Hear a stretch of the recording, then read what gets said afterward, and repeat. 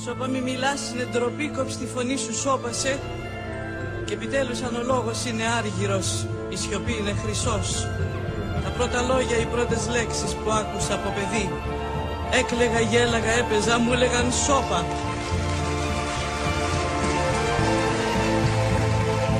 Στο σχολείο μου κρύψαν την αλήθεια τη μισή και μου έλεγαν εσένα τι σε νοιάζει, σώπα.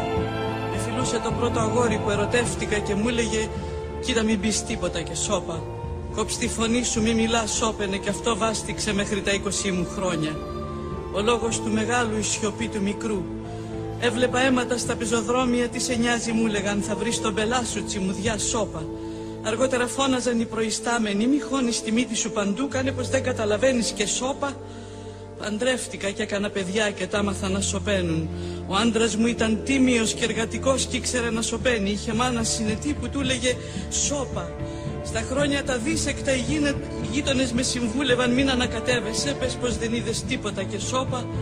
Μπορεί να μην είχαμε με δάφτους γνωριμία ζηλευτή, μας ένωνε όμως το σώπα. Σώπα ο ένας, σώπα ο άλλος, σώπα η επάνω, σώπα η κάτω, σώπα όλη η πολυκατοικία και όλο το τετράγωνο. Σώπα οι δρόμοι κάθετοι και οι δρόμοι οι παράλληλοι. Κατάπιαμε τη γλώσσα μας, στόμα έχουμε και μιλιά δεν έχουμε. Φτιάξαμε το σύλλογο του σώπα και μαζευτήκαμε πολύ. Μια πολιτεία ολόκληρη, μια δύναμη μεγάλη αλλά μουγγή. Πετύχαμε πολλά και φτάσαμε ψηλά, μας δώσαν και παράσημα. Και όλα πολύ εύκολα μόνο με το σώπα. Μεγάλη τέχνη αυτή το σώπα, μάθε το στα παιδιά σου, στη γυναίκα σου και στην πεθερά σου.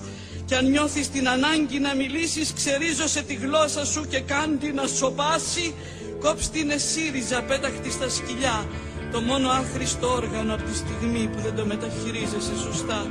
Δεν θα έχεις έτσι εφιάλτες, τύψεις και αμφιβολίες. Δεν θα ντρέπεσαι τα παιδιά σου και θα γλιτώσεις από το βραχνά. Να μιλάς χωρίς να μιλάς, να λες έχετε δίκιο, είμαι με σας, αχ πόσο θα ήθελα να μιλήσω και ρατάς και δεν θα μιλάς. Θα γίνεις φαφλατάς, θα σαλιαρίζεις αντί να μιλάς. Κόψε τη γλώσσα σου, κόψε τη αμέσως, δεν έχεις περιθώρια, γίνε μουγκός. Αφού δεν θα μιλήσεις, καλύτερα να το τολμήσεις. Κόψε τη γλώσσα σου, για να είσαι τουλάχιστον σωστός.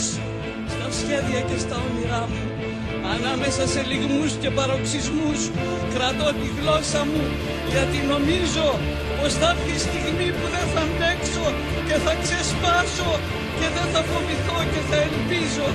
Και κάθε στιγμή το λαρύγγι μου θα γεμίζω με ένα φόγκο, με ένα ψήθυρο, με ένα τράπλισμα, με μια κραυγή που θα μου λέει «Μίλα!»